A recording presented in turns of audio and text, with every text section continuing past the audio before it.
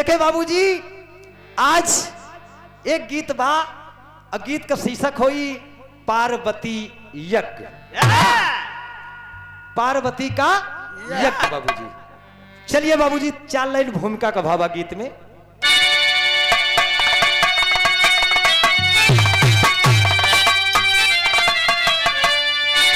देखे आप इत्मीनान से आप बैठे रहेंगे, यकीनन आपको आनंद मिलेगा बाबूजी। लेकिन कहना है,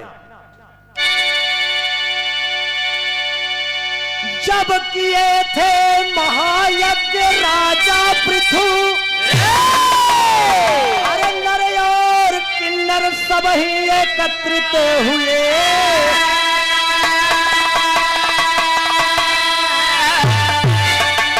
भीड़ भीषण रही भूप के द्वार पर, शिव सती साथ में भी आमंत्रित रहे।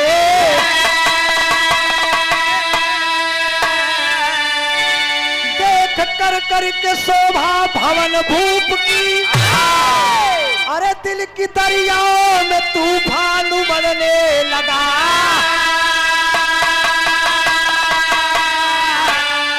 आज रहिया में शिव जी से गिरजा कहे, स्वामी यूं ही मेरा दिल मचलने लगा।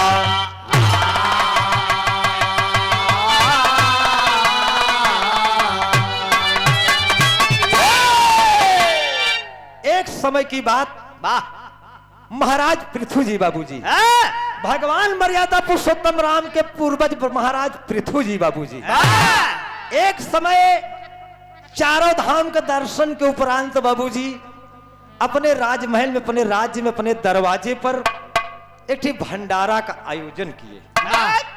और महाराज के आदेश रहा बाबूजी कि हमारे भंडारा में पूरा तीनों लोक न्योतावे की चाहिए। तीनों लोक न्योतावे चाहिए बाबूजी। मतलब सुर नर नाग गंधर्व और किन्नर, इसी में पूरी सृष्टि आ जाती है बाबूजी। पूरा न्योता हो गया, देवी देवता बाबूजी सब कोई दरवाजे पे महाराज पृथु के पहुंचे। बड़ा बढ़िया भंडारा भइल, और साथे साथे भगवान भोलेनाथ पार्वती के साथे वो नहु न्योते आ रहे हैं। रात में भंडारा रहे बाबूजी। सवेरे जब विदाई होने लगी, सब देवी देवता अपने अपने घर गए। जब रास्ता में दुई प्राणी नहु जात रहे, के भगवान भोलेनाथ भवानी गिरजा, दोनों प्राणी जात रहा। भगवान को तो लग गए रहे, भागो एक गोला खा ले रहा है, आगे आगे चला जा रहा है, भवानी पाछे पाछे। लेकिन भवानी के मन में एक इच्छा हो गई कि महाराज पृथु जी चारों धाम के दर्शनोपरांत इतना बड़ा भंडारा किए, पूरा त्रैलोक को निमंत्रण दिए। तब तक भगवान भोलेनाथ पार्वती से कहें कि पार्वती का सोचत हो, का सोचत हो? कहीं प्रभु का सोची, जेका बौरहा मन सेधु मिल जाओ को करे जिंदगी में सोचे ही है। जेकर मन सेधु बौरहा मिले ओका सारी जीवन सोचे के बा। नहीं नहीं गिरजा, हम तोहके बहुत मयाई थे। अरे कहीं भगवान हम तोहका मयाई थे। अगर हम तोहका ना मयात होई तो तोहका पावे बदे करोड़ों वर्ष तपस्या काहे करी थी। जन्म कोटि लग रगड़ हमारी, बरहु संभुनत रहूं कुमारी। अरे ए भगवान, करोड़ों वर्षों तक मैंने इसीलिए तपस्या किया कि पति के रूप में हमको भगवान भोलेनाथ मिले। लेकिन प्रभु मिल तो गहिलिया, लेकिन एकदम में बौरहा है। तब बाबूजी भवानी कहा थे कि भगवान खा बताई, हमारे मना में कुछ होत बा। भगवान कहें का होत बा? कहीं प्रभु अगर नाराज न हुआ तो हम बताई। कहें भवानी तू हमार दुल्हन यहू चाहिए जौन कहबू, कहे नाराज हो। बोला भवानी कहा थे मास्टर, लेकिन एक लाइन तर्जबा का तुम तो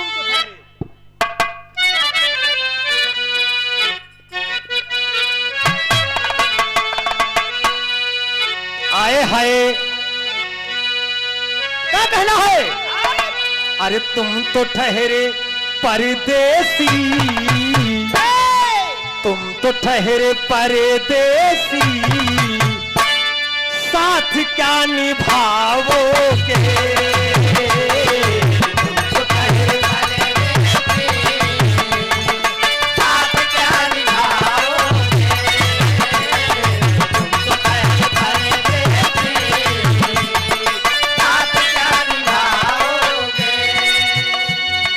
तुम तो ठहरे परदेसी, साथ क्या निभाओगे।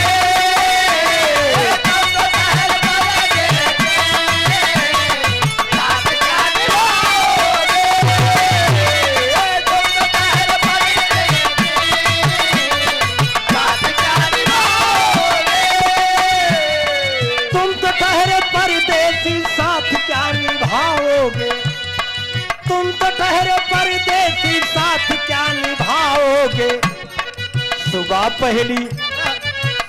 पहली गाड़ी से घर को लौट जाओगे।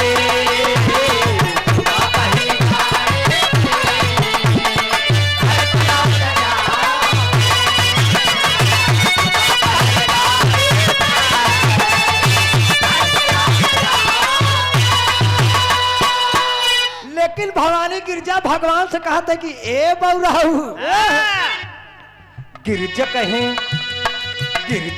शिव जी से, गिरजा कहें शिव जी से, यज्ञ कब रचाओगे।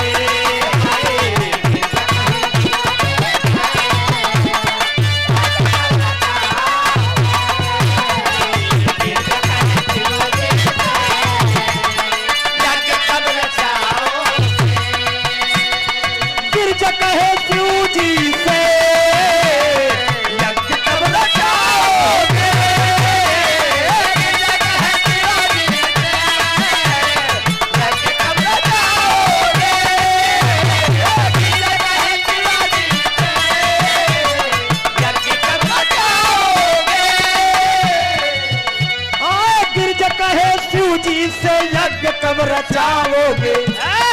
गिरजा कहे शिव जी से यज्ञ कब रचाओगे। ऋषि और संत जन को, ऋषि मुनि संत जन को द्वार कब बुलाओगे।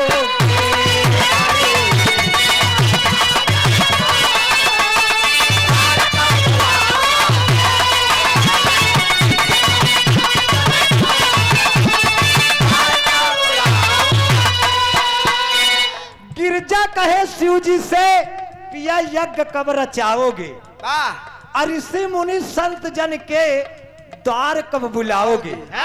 बोला प्रभु, जैसे महाराज पृथु जी यज्ञवा करे रहन, भंडारवा करे रहन ना, कहन हाँ हाँ भवानी हाँ, कहन वही तरह हमारो विचार करता, हमारो विचार करता प्रभु कि हम एक भंडारा यज्ञ करी। भगवान कहन अरे गिरजा तू का कहत हो। अरे राजा महाराजा है, वो कुछ भी कर सकते हैं, लेकिन हम तू भगवान भवानी यही हमारे तोहरे बस कई यज्ञ करब नहीं बा। भवानी गिरजा बाबूजी बात को सुन रही हैं, लेकिन नजम की लाइन से कहना है बाबूजी।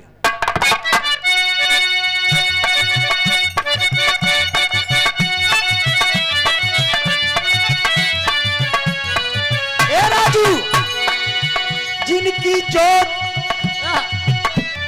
जोत तरंगी हर बहारों में, रोशनी व्याप रही अर्श के सितारों।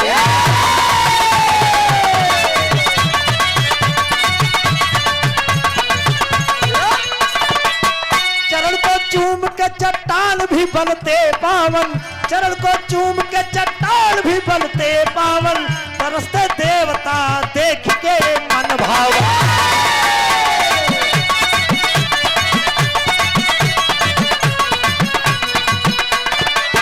कहे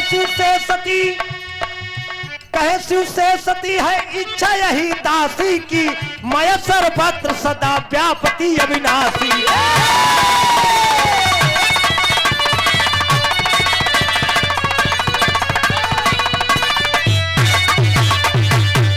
मतलब भगवान हमारे कहे का मतलब ही बा कि जैसे महाराज पृथु जी यज्ञ रचाए रहन वैसे यज्ञ रचाई के तीनों लोक में न्योता दीजे। भगवान कहन भवानी तू जानत हो कि हमारे पास कुछ है नहीं, रहे बदे यह कैलाश पर्वत पे ठीक मरही बा, अब पानी पिए बदे उहे ठीक गड़ही बा, अब तू भंडारो लोक की बात करते हो। भवानी कहीं हम जानत रहे भगवान साथे साथे तू बौराहा बाटा नशेड़ी है ये हुआ तो हमारा अब तक कबो बात सुने नहीं प्रभु। लेकिन भवानी का कहते हैं एक लाइन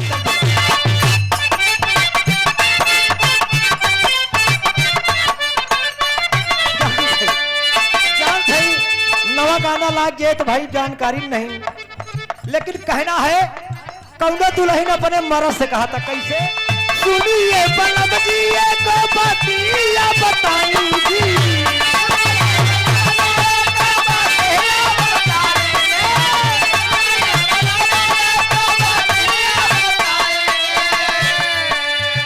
सुनिए बलम जी को बतिया बताई उहई देवरा हो, उहई देवरा हो, थैली है नाम कलाई उहई देवरा हो,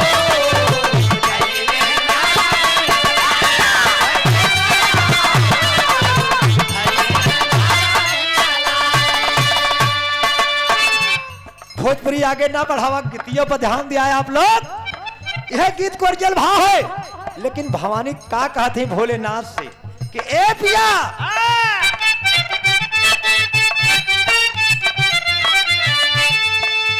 सुनिए बलम जी को बतिया बताई जी,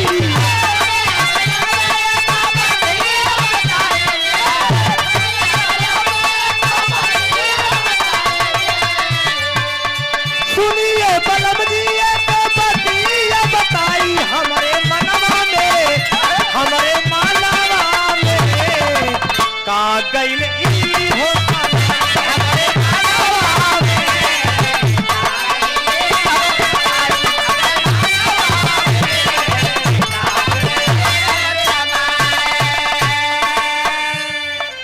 भोलेनाथ कहन भवानी का कहत हो,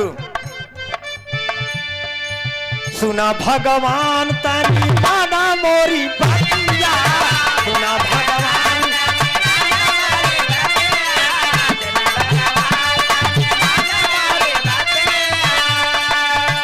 जल्दी बोलावा दुअरे, जल्दी बोलावा दुअरे पूरी जमातिया, जल्दी बोलावा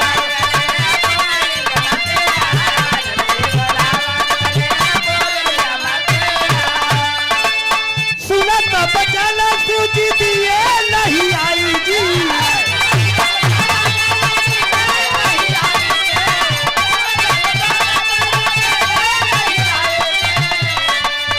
सुनत बचल सूजी दिए नहीं आई तोहरे मनवा में, तोहरे मनवा में का गइल ई हो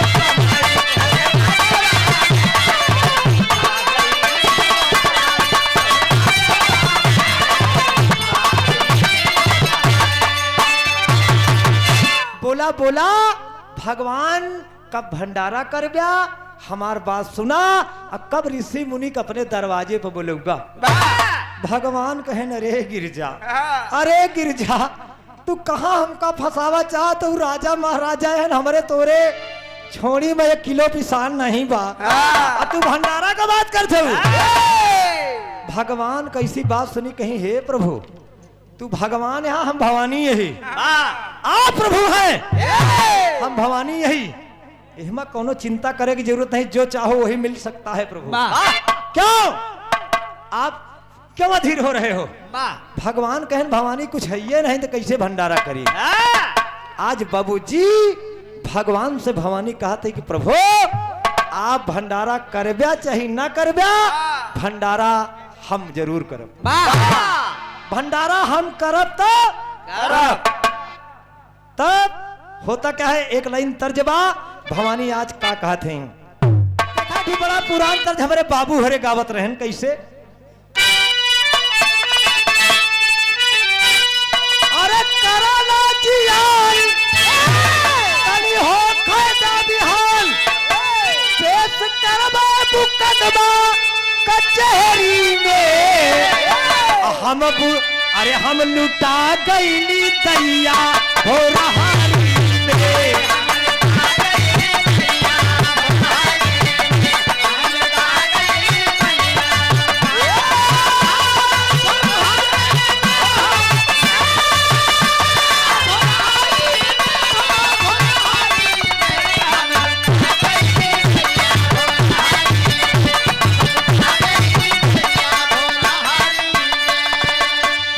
देखा बाबूजी विश्वनाथ विश्वकर्मा कौन सुकुल के पूर्वा बाबूजी सुकुल के पूर्वा के पावन स्वामी विश्वनाथ विश्वकर्मा जी की तरफ से 51 रुपया चरणों में बहुत बहुत प्रणाम है। आशीर्वाद की इच्छा है बाबूजी। सब भाइयों के नमस्ते प्रणाम। बात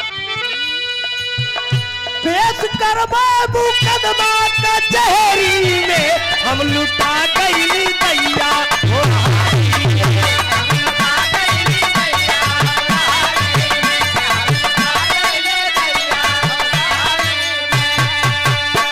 लेकिन आज भवानी भगवान से कहते कि हे प्रभु अरे यज्ञ न करबा तो तू जिल करा। यज्ञ तो अब हम करब, यज्ञ अब हम करब। अब कई के तोहका दिखाओ। भवानी का कहते हैं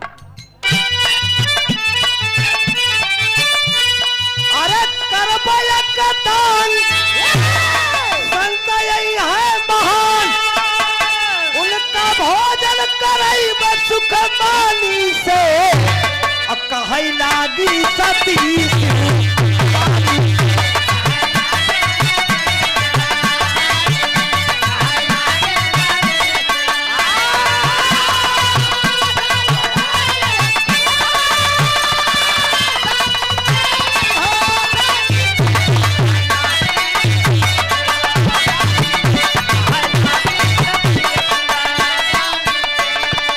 दादाजी श्री उदयराज जी की तरफ से इसी पड़ोसी गांव के बाबूजी की तरफ से 51 रुपया चरणों में बहुत बहुत प्रणाम है। और सब भाइयों के नमस्ते प्रणाम। बाबूजी भगवान भोलेनाथ सुन रहे हैं। भवानी कहा थी कि करबै यज्ञदान संत जन यही है महान। उनका भोजन करैबै सुखमानी से कहे लागी सती शिव दानी से। भगवानों के ताव आई है कहने गिरजा तू भंडारा करबू तो भंडारा करबू तो पूरी दुनिया का न्योता जिन दिया। हम बतावत ही का करे का अंतर का भाव है।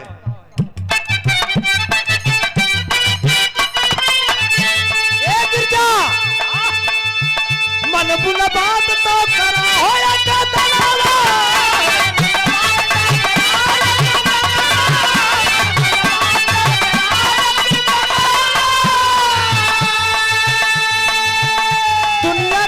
छोड़ दा कि मनबू न बात तो कराया गई और एक ही ब्राह्मण के कराई दा भजन।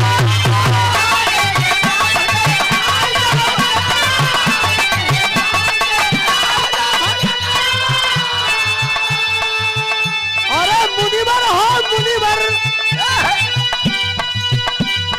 मुनिवर कष्ट बड़ा दानी से कहीं लागी सती शिव दानी से।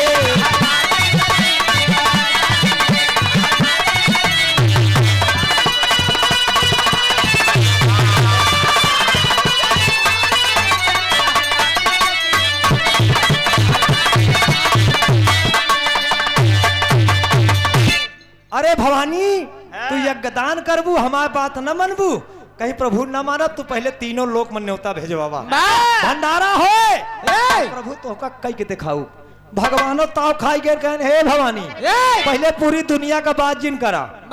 अगर तोहका भंडारा करे का है भंडारा अगर तोहका करे का है तो सबसे पहले तू एक ही ब्राह्मण का भोजन करावा। एक ब्राह्मण का जब भोजन कराए देबू तो हम जान ले तू भंडारा कैले।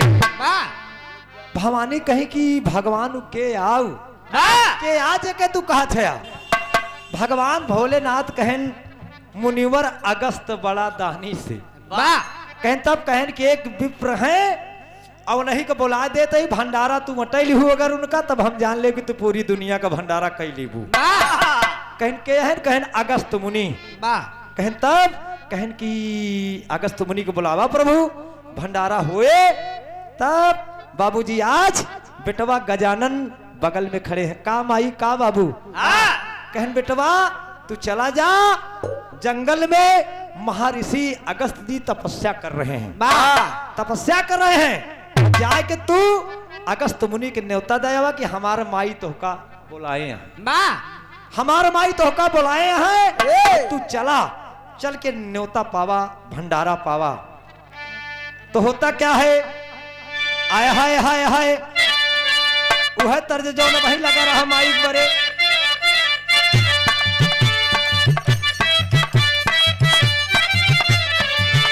अरे गिरजा कहली उस पार प्रियवर गिरजा कहली उस पार प्रियवर कब यही है हमारे दुआर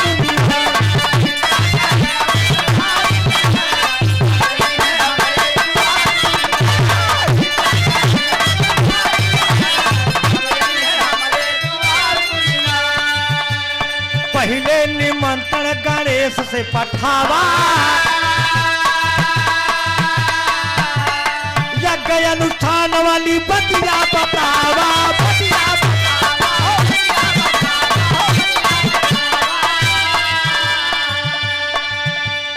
चली भय गणेश हो तैयार प्रभुवर चली भय गणेश तैयार मुनिवर अब यही है हमारे दुआर मुनिवर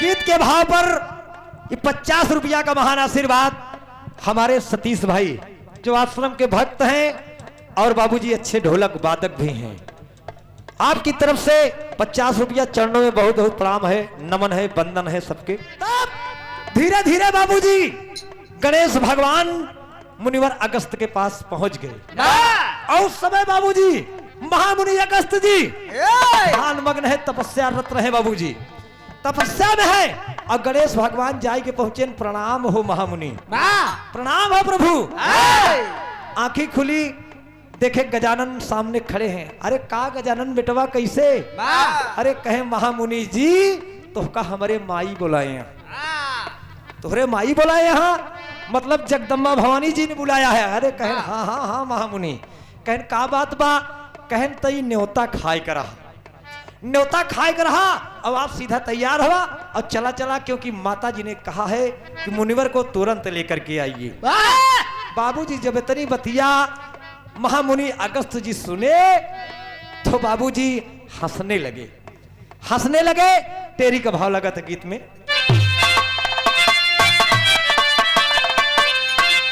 आए है अरे राम पियासा रही गए पानी के बिना ओ पियासा रही गए पानी के बिना तो सोचे अगस्त मस्त हो भोजन कई अभिलाषा पियासा रही गए पानी के बिना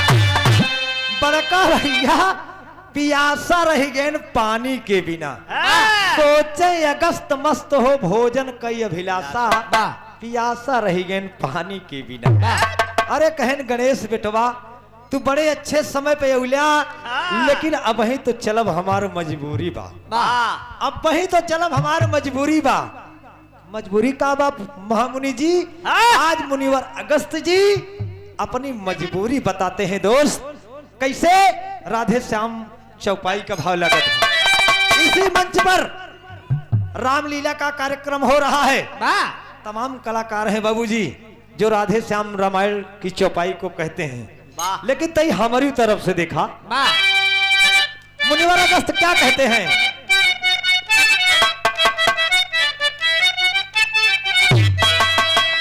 अरे मुनि पायल निमंत्रण मगन हुए, चेहरे पर है मुस्कान खिला, चेहरे पर है मुस्कान खिला। सती याद अविनाशी से हमको भारी सम्मान मिला।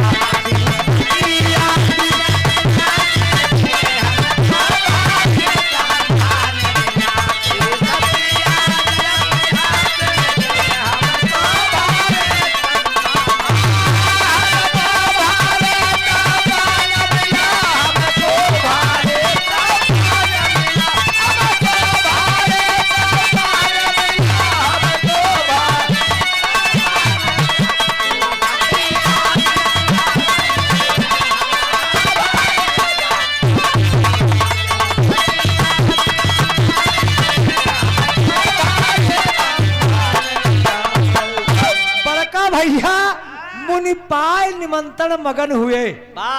ए भैया राधे साहब के भाव में मुनि पायल निमंत्रण मगन हुए, चेहरे पर है मुस्कान खिला। और सुसती याद अविनाशी से हमको भारी सम्मान मिला। 51 रुपया हमारे बड़े भैया सूरज कोरी धनेपुर की पावन सरजमी से बाबूजी की तरफ से 51 रुपया। चरणों में बहुत बहुत प्रणाम है, सबके नमस्ते प्रणाम बाबूजी। लेकिन ए बाबूजी अपनी मजबूरी आज अगस्त मुनि बताते हैं कि अरे गणेश बेटा आज तो हम निमंत्रण में नहीं चल पाएंगे। कहा काहे अगस्त मुनि, कैसे ना चलवा? तो बतावत हैं क्या कहते हैं।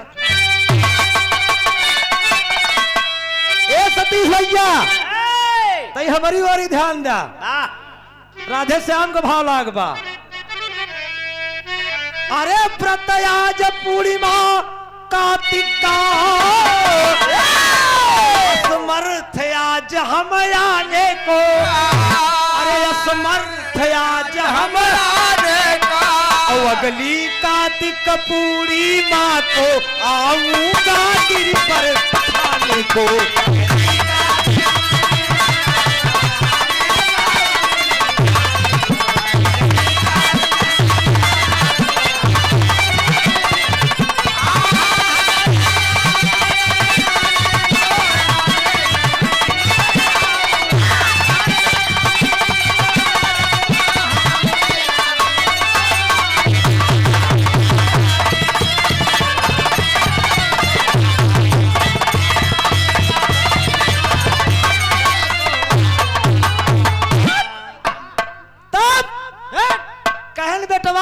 न्योता तो दे आया, लेकिन आज कतकी पुण्यवासी आज कतकी पुण्यवासी अटे, आज तो हम ना चल पाए। कहन तब कहन हमारे व्रत चलत बा, कहन जा ठीक समय आई जे तो न्योते हम जरूर हुए। लेकिन एक बात बा बेटवा, अगर न्योता दे हमका आई यहाँ तो तोहरे माई पार्वती के बरे हमारे तरफ से कुछ संदेश बा।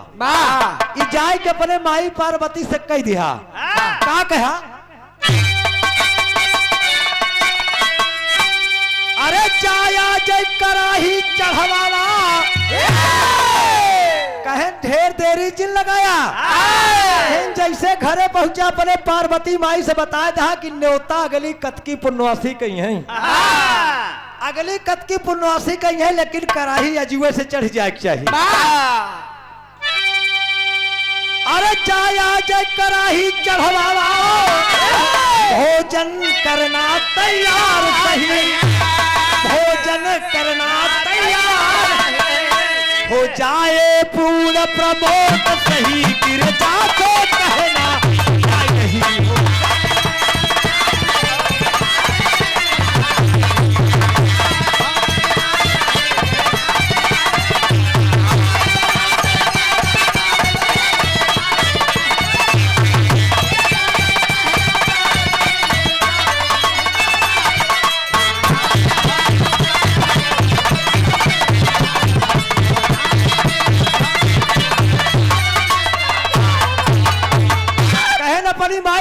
पति से कह जा कजुए कराही चढ़वा दें। हम अगली कतकी पुनवासी का उपाय महाराज का बतिया सुन के गणेश भगवान का मुंह बाबा तबावे रहेगा कि कवन न्योतारी है, न्योता आज दे यही है अगली कतकी पुनवासी कराही कहता है अजुए चढ़वा दे।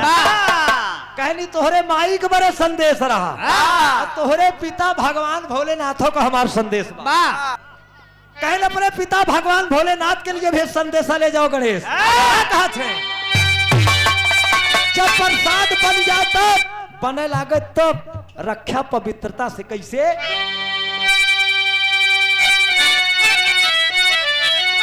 अरे मंत्रों से पानी मार मार पवित्र शिव रखवाएंगे, पवित्र शिव रखवाएंगे। अब जाओ बेटा लंबोदर हम समय से अपने आएंगे।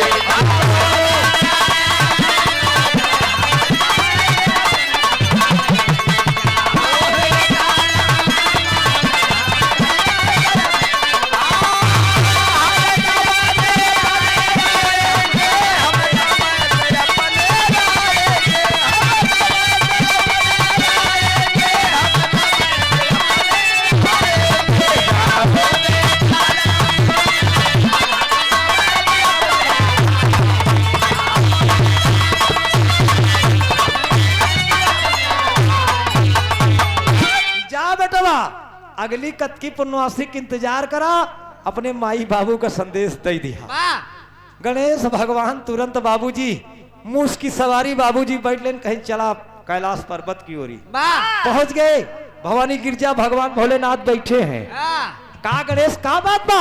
अरे कहन माई जौने न्योतारी के लगे तू पठई दियो आज लेके गए न्योता तो आज कतकी पुनवासी यहाँ कहन आज नहीं हुई। कहन का है कहन कतकी पुनवासी भूखा हाँ पुनवासी नहा जाई हैं। कहन तब कहन की अगली पुनवासी का उबई अगली साल जब कार्तिक में पुनवासी आए तब तोहरे कैलाश पर्वत पर न्योता खाए उबई हम।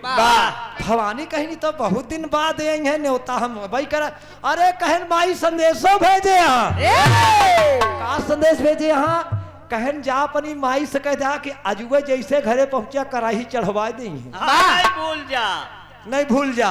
कहन मतलब कहन आज कराही चढ़वावा आज कतकी पुनवासी याम आई। कहन तब कहन अगली साल कतकी पुनवासी तक कराही बंद हो चाहिए नहीं है महामुनि।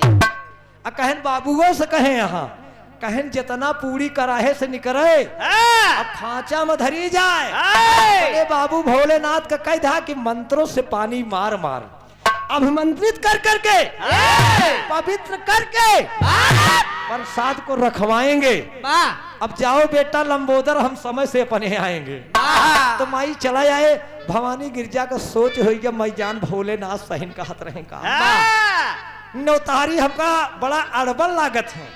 न्योता आज के भेजे कहा था अगली काती पुनवासी हुए बतावा सालन का मामला बा साल भरे पूरी खाए लेंगे वो भोलेनाथ कहन भंडारा तो हाय गजबे हुए भवानी तू मानी नहीं और हमका दोष दिहू जिन नहीं कहा कि भगवान तू ही सब कुछ करया है और तू भंडारा करा और ही भंडारा में तो हाय पूरा आत्मा ठंडी हुई है। आप भवानी गिरजा गणेश भगवान के कहे के हिसाब से बाबूजी कराही उही दिन चढ़वाई दी पूरा जौन आरी बगल मनई रही पूरी उड़ी बेलवैया सब बोलाई ली कराही चढ़ गए बाबूजी। अब कतकी पुनवासी से धीरे धीरे 6 महीना कराही चढ़ी रही शुक्ला जी 6 महीना कराही चढ़ी रही मारे पूरी के गुराव लग गए बन के।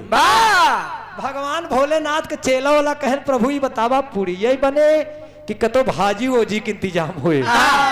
कहने यार 6 महीना तो पूरी बनत हुई अब भाजी बने के चाहिए।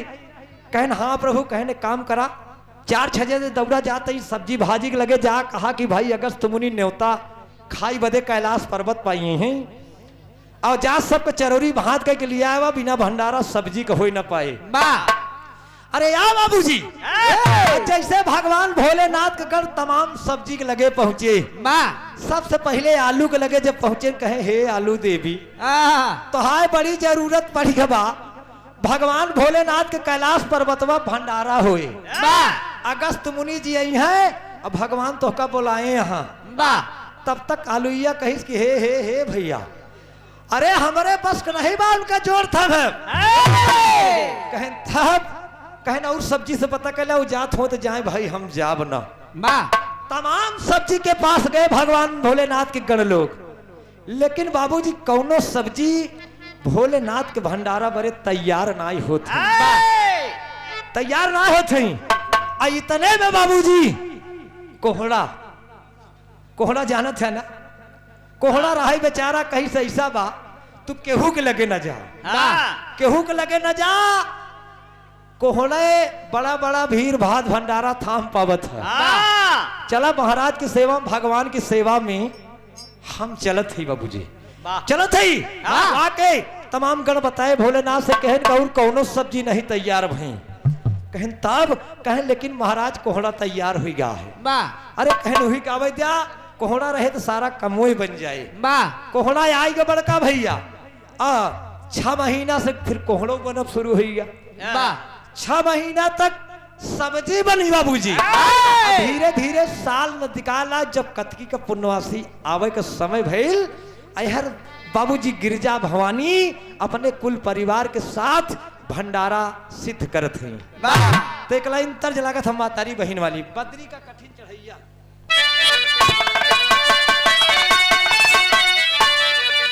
आए है तर्जमा वही बा कि बद्री का कठिन चढ़ैया, अरे बद्री का कठिन चढ़ैया राम धोखे में करी।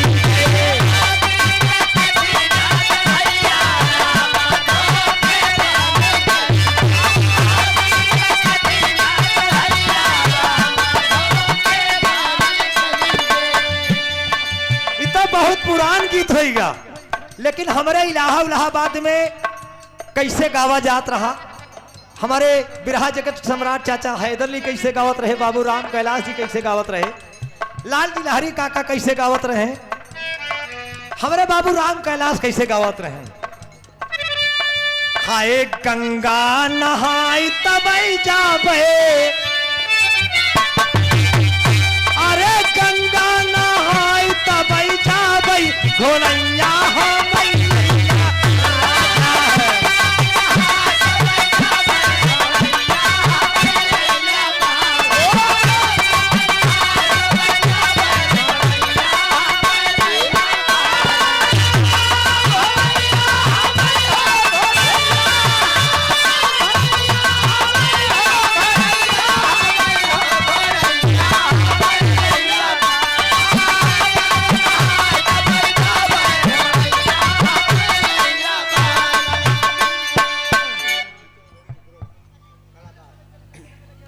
देखा बाबूजी कलाकार हैं आप श्री शिव कुमार जी चौधरी के पुरवा के 500 सरजमी से बाबूजी की तरफ से 50 रुपया चरणों में बहुत बहुत प्रणाम है, आशीर्वाद की इच्छा है और सब भाइयन के नमस्ते प्रणाम बाबूजी। लेकिन यही बतिया के लाल जी काका हमारे कैसे गावत रहे मास्टर लहरी उस्ताद कैसे गावत रहे। आए हाय कि अमवा के चीकना पाती, अरे यमवा कैची कना पाती थी तोरा खम तोरैया।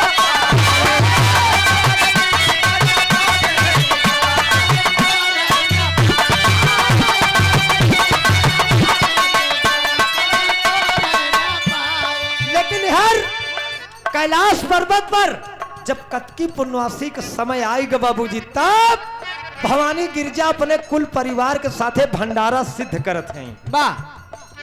उहे दुआरे पे भीड़ भयल भारी,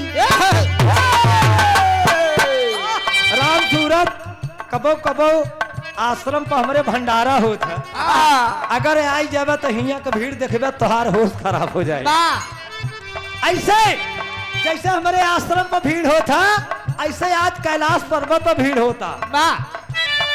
दुआरे पे भीड़ भयल भारी मगनती पुरारी हुए हैं।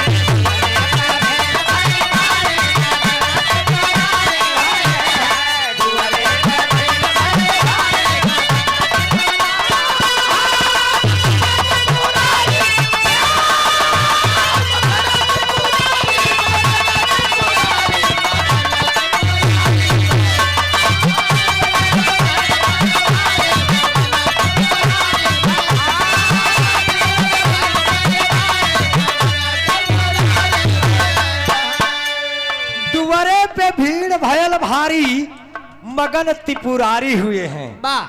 रिद्धि और सिद्धि दोनों उनकर पतोहिया। ए साईं साउंड वाले प्रजापति भगवान भोलेनाथ के दुई पतो हो रहे हैं के रिद्धि और सिद्धि। ये गणेश भगवान का मेहरारू रहलन, शुभ लाभ नाती रहलन। रिद्धि और सिद्धि दुनो उनका पतोहिया। भोजन बनावे चढ़ाई के करहिया।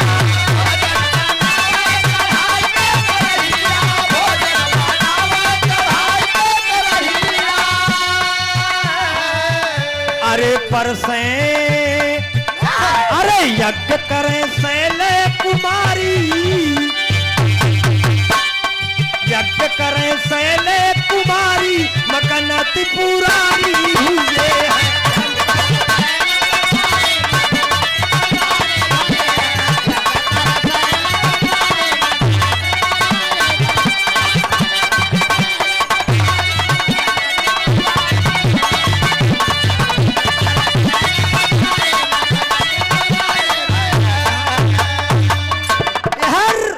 पतोह बेटवा मनसेधु गांव देश ले के भवानी छटपटाए बेचारों कराही से पूरी निकाल लेती हैं। हर जब कतकी एकदम पुण्यवासी के दिन आई गया तब अपने समय से अगस्त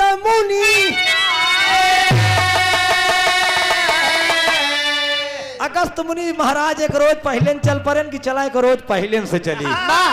अब पहुंचत सवेर हो गया, कतकिन के दिन रहे बड़का भैया अब कैलाश पर्वत पहुंच गए। तो अपने समय से अगस्त मुनि आए। अब भोजन करे खातिर आसन लगाए।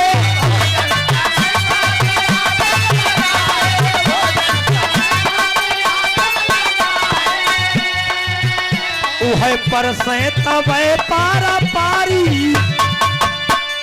परसे सबे पारा पारी मगन त्रिपुरारी हुए हैं।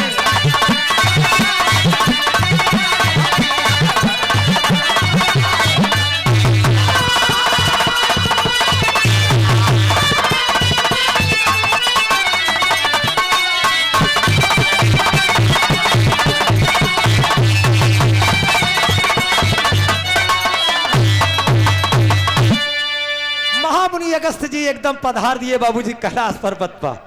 गांव देश जुटा बा कहे ये महाराज कौन भोजन करी है हो, सालन पूरी बनत हो गया, का कही है इनके देही में कोनो हाड़ मांस चमड़ा कुछ है नहीं बटे। ये तपस्या करत करत एकदम बेकार हो गया। तो का गणेश जी बता दे कि साल में पूरी बनवा नहीं ने उतारी बिना खाए चला जाई है। अगस्त मुनि सुनत रहा कहे न अब्बई बताई थे तो अब अहिने बताई थे। समय आए आसन लग गा। आसन जब लग गा परमिंदर और अगस्त मुनि जब बैठ गए तो पतरी बाबूजी आवता कौनो परसवैया एक खांची पतरी ले आके धई दिए कि महाराज के ठिप्पर से दिया। अब ओकरे बाद सब भोजन पानी और जे बैठावा जाई।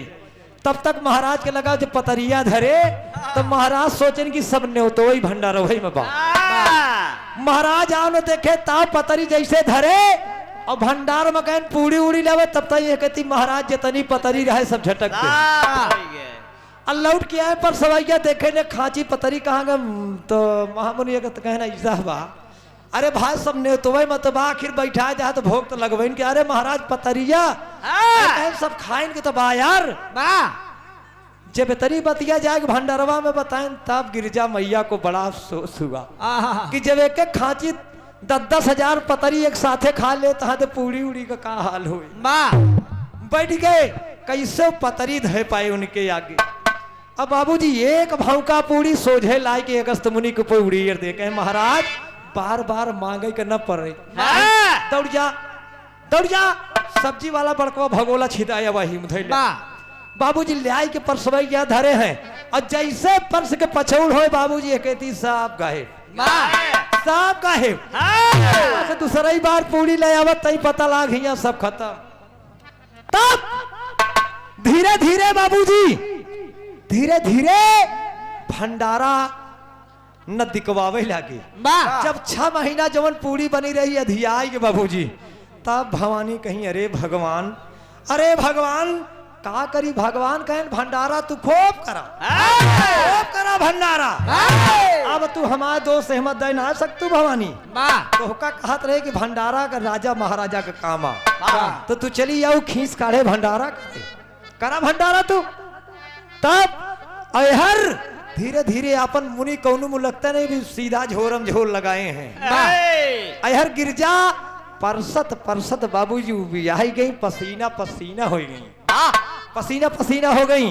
अहर भगवान सोचत है कि अब हम कौनी गगरी में हाथ छोड़ी, कौनी गगरी में हाथ छोड़ी। हमका लागत है कि आज बेइज्जती भय कैलाश पर्वत। पहपट का अंदाजवा गीत में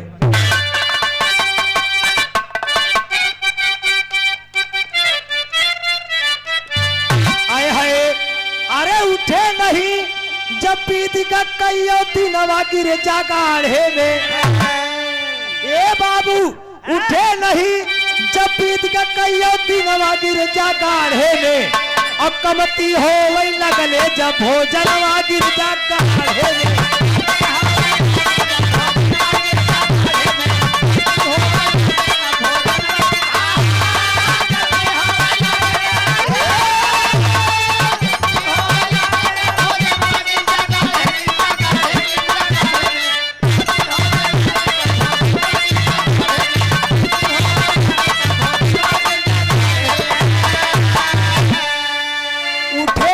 जब बीत का कईयो दिनवा गिरजा गाढ़े में।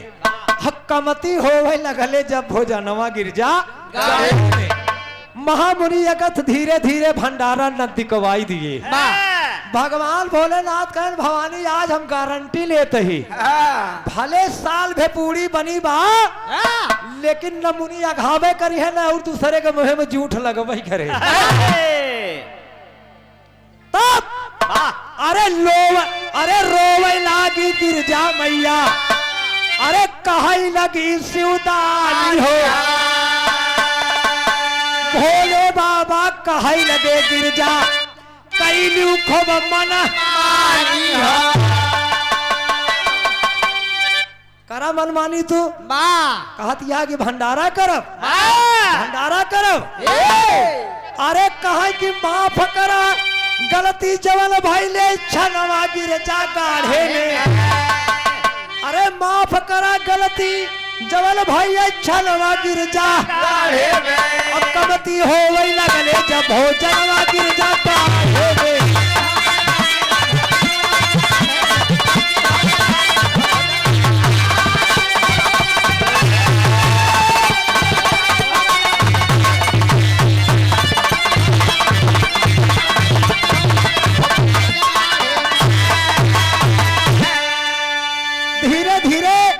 महामुनि अगस्त जी पूरा भंडारा न दिखवाई दे।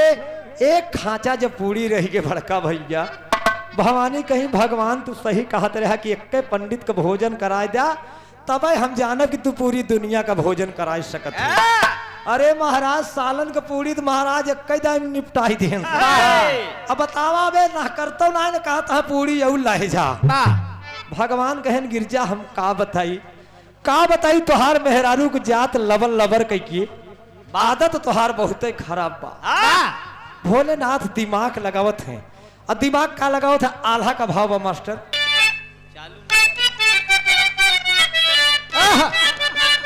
हेलो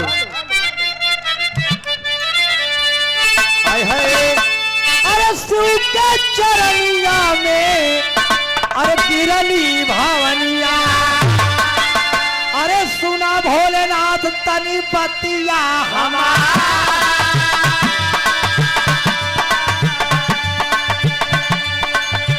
बहुत समझाया लेकिन माने ना कहना।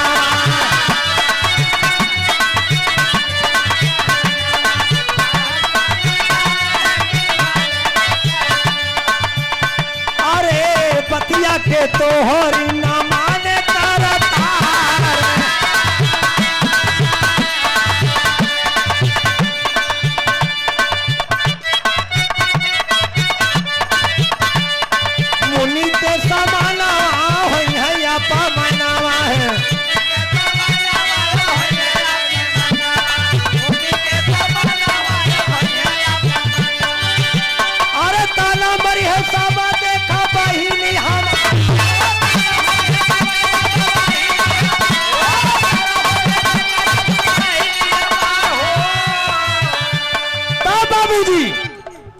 भगवान भोलेनाथ वही दिमाग लगाते हैं कहा कि ये शिव धान आए गिरजा के सजाना है।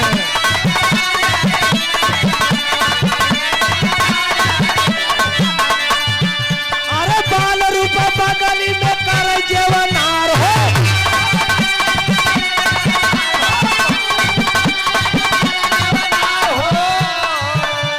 थोड़ी के समय में भगवान उठी गई ले।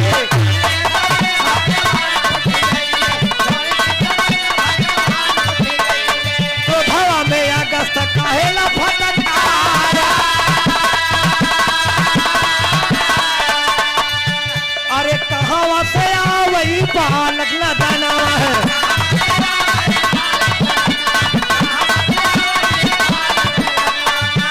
अरे ई न समझिया के जाने व्यवहार हो।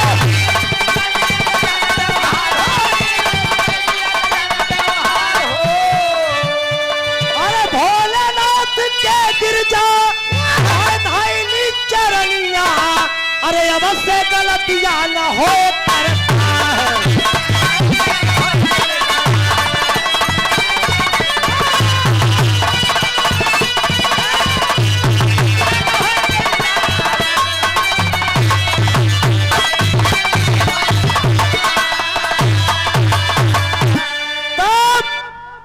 भोलेनाथ के चरण पर जब जान ली कि भंडारा हो रहा है, मुनिवर के समक्ष बेइज्जती हो जाएगी, तब भगवान के भोलेनाथ के चरण पर पड़ गई बाबूजी। चरण पे पड़ गई और कहा था कि भगवान माफ करा।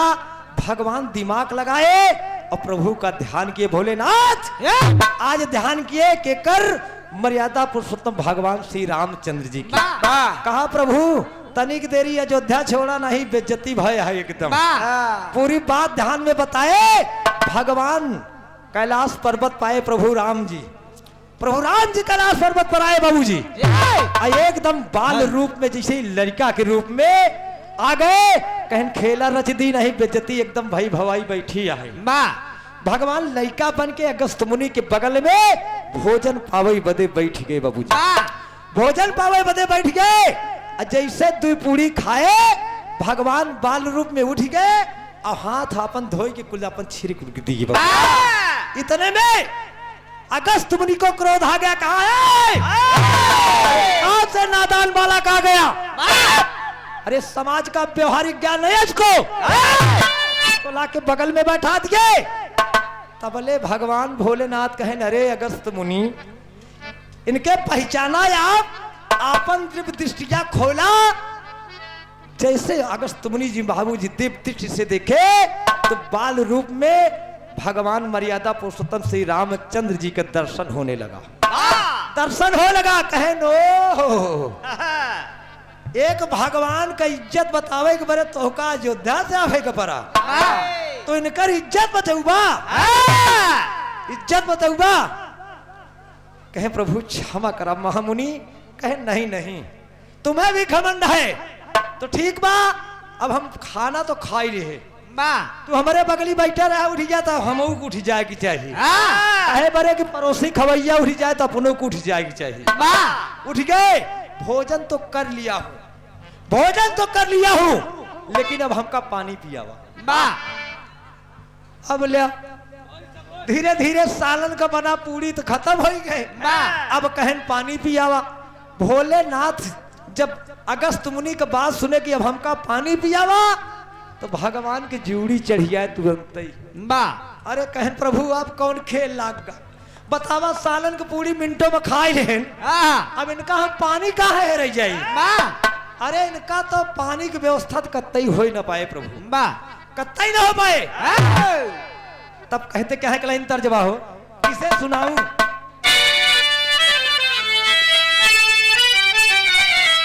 मुनिवर अगस्त का कहते हैं एक लाइन तर्जबा। अरे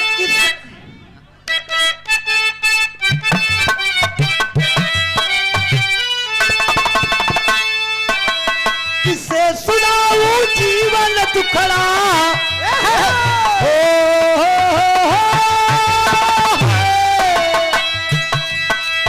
किसे सुनाऊं जीवन दुखड़ा। जीवन हुआ खराबी शराबी हमका मिला रे बालमा हो शराबी हमका मिला रे बालमा हो शराबी हमका मिला रे बालमा। लेकिन देखे आप मुनिवर अगस्त भी दिमाग लगा देते हैं। कहा तक सुना मुनि अगस्त जी बोलई लागे मुनि अगस्त जी बोलई लागे भोजन कैले खाता पियासा बाटे पियावा पनिया हो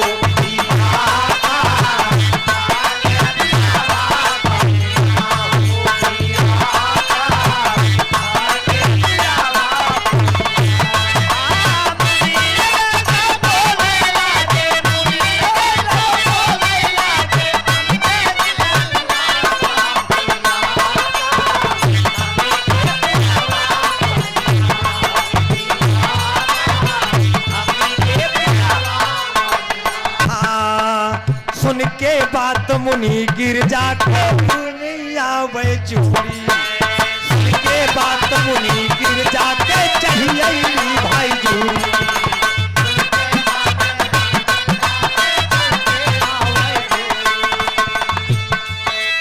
जाने कौन करम हम कैली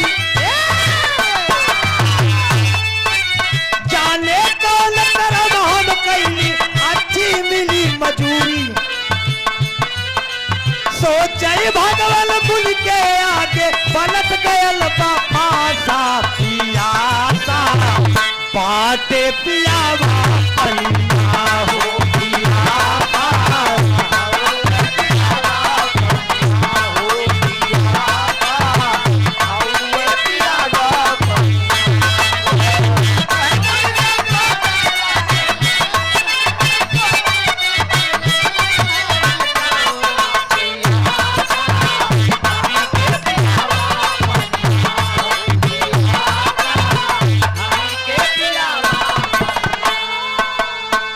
बाबूजी मुनिवर कहन के पानी पिया था। अब पानी के बाद जैसे गिरजा भवानी सुनी उनके बिना मौसम के जूड़ी आई गई बुखार 110 के करीब पहुंच गया। कहीं प्रभु पूरी तो कैसे मट गई पूरी तो कैसे मट गई लेकिन पानी ना हटे पानी ना हटे। हे भगवान का करी हम भवानी रोए लगी।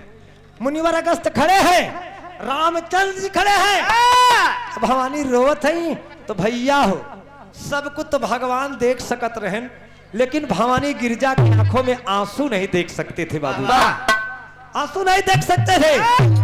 कहन भवानी तू काहे चिंता करत हो तई हंसा ना तई हंसा भवानी के हंसब नहीं करे हंसो अरे गिरजा क्या चिंता है तई हंसा हमारा मन का गिरजा जी हंस दिया तो भोलेनाथ का कहते हैं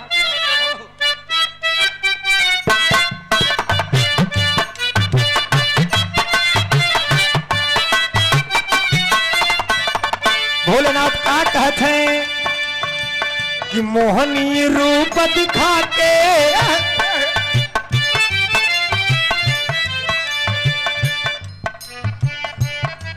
ये हमारे जयराम भैया रानीपुर की पावन सरजमी से 20 रुपया बहुत बहुत प्रणाम है और सब भैयन के नमस्ते प्रणाम बा।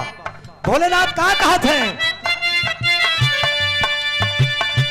तो मोहनी रूप दिखा के कि हलू पवाल मोहनी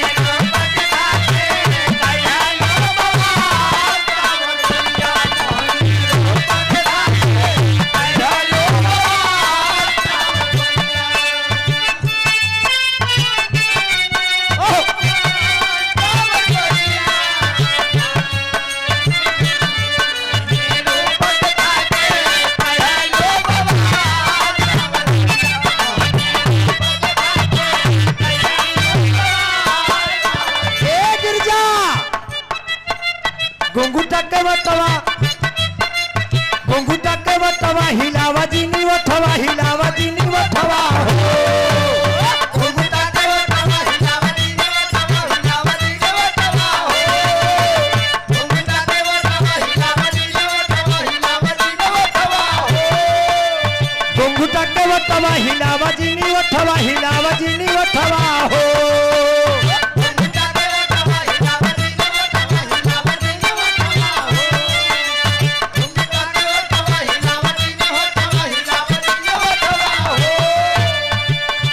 कान का झुमका चूमे, कान का झुमका चूमे, गोरे गोरे काल कान का।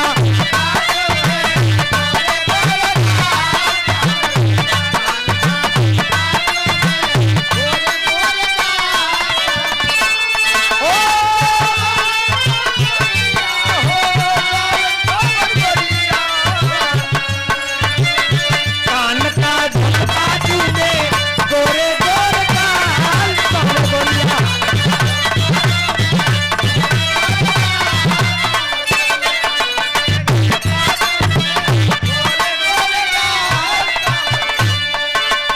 उगले मदन रस जुलमी जवनिया, जुलमी जवनिया हो। उगले मदन रस जुलमी जवनिया, जुलमी जवनिया हो। उगले मदन रस जुलमी जवनिया, जुलमी जवनिया हो। बाल का गजरा झूमे, बाल का गजरा झूमे, मन भावे हाल सावर गोरिया कान।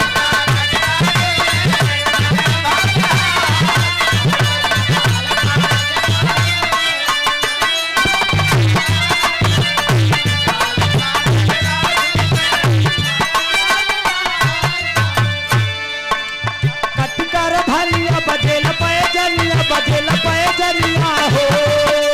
कटकर भलिया बजेल पैजनिया, बजेल पैजनिया हो। कटकर भलिया बजेल पैजनिया, बजेल पैजनिया हो। तो हमारा बाउर मनवा, तो हमारा बाउर मनवा, अगल सलहवा तहा।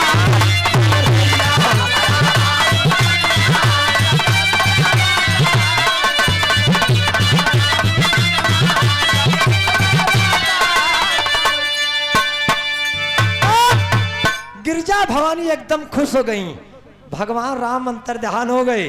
भोलेनाथ हैं बाबूजी, हर कहे हे भगवान कहाँ जात है, जल्दी आई जा। अरे मुनिवर को भेजा तबे तो जाइबा। फिर भगवान लौट के आए बाबूजी, का बात बा? अरे कहने इनका समझाए जा नहीं, पनिया के पी आए, ये पानी इनका पी आए। कहे महामुनि अगस्त्य जी, भोजन तो कही ले आई त्रेता युगा, आपने त्रेता युग में भोजन तो कर लिया, लेकिन पानी यह युग में पियावे की क्षमता हमारे अंदर आई नहीं। कहें तो पानी कब पिया? प्रभु राम जी इशारा करते हैं, गीत का आखिरी भाव लगता।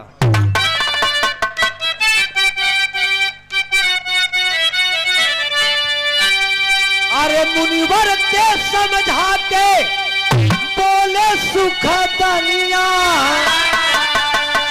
पर युगवा मत हो के पियई पनिया।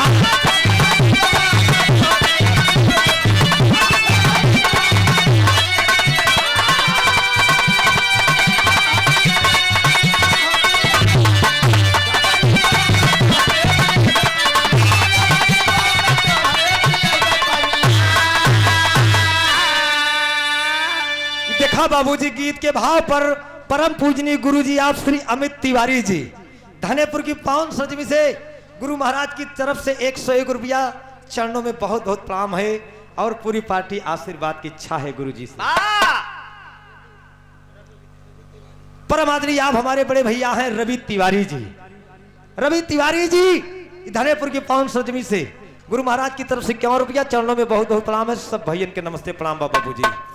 तब मुनि के समझा के बोले सुख दनिया, द्वापर युगवा में तोहके पियई पनिया।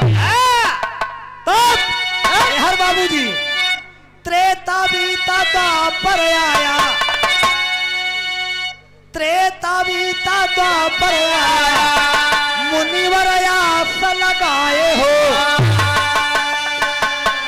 अब बरसे लगा जब जल गंभीर, वह गोवर्धन नाथ उठाए हो। अरे लाए, अरे लिहाले बचाई सारी यही रनिया तो द्वापर युगवा में तो के पियई पनिया।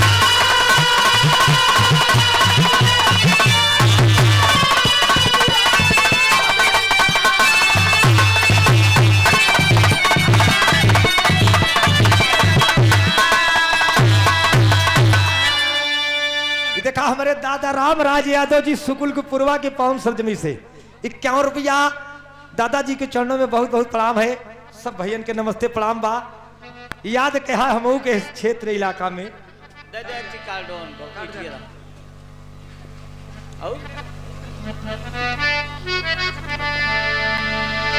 आए हाय हाय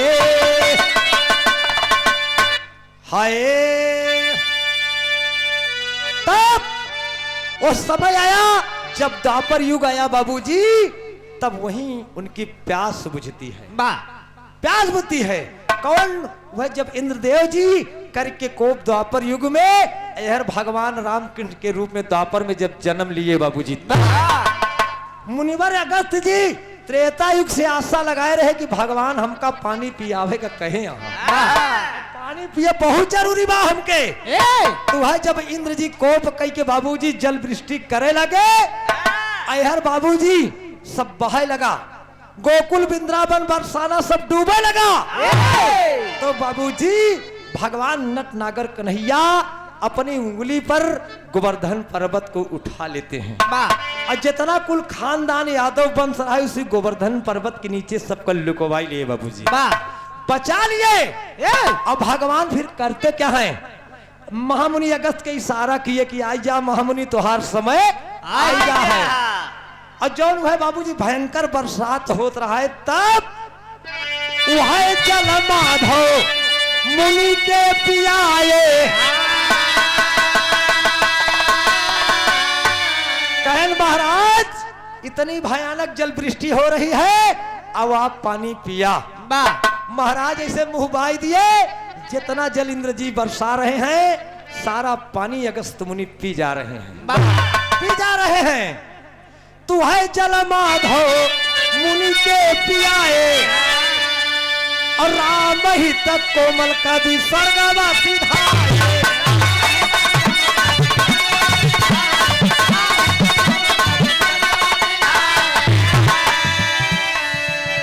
अरे गावेला राजिंदर अरे हरि के भजनिया द्वापर युगवा मत हो के पियई पनिया।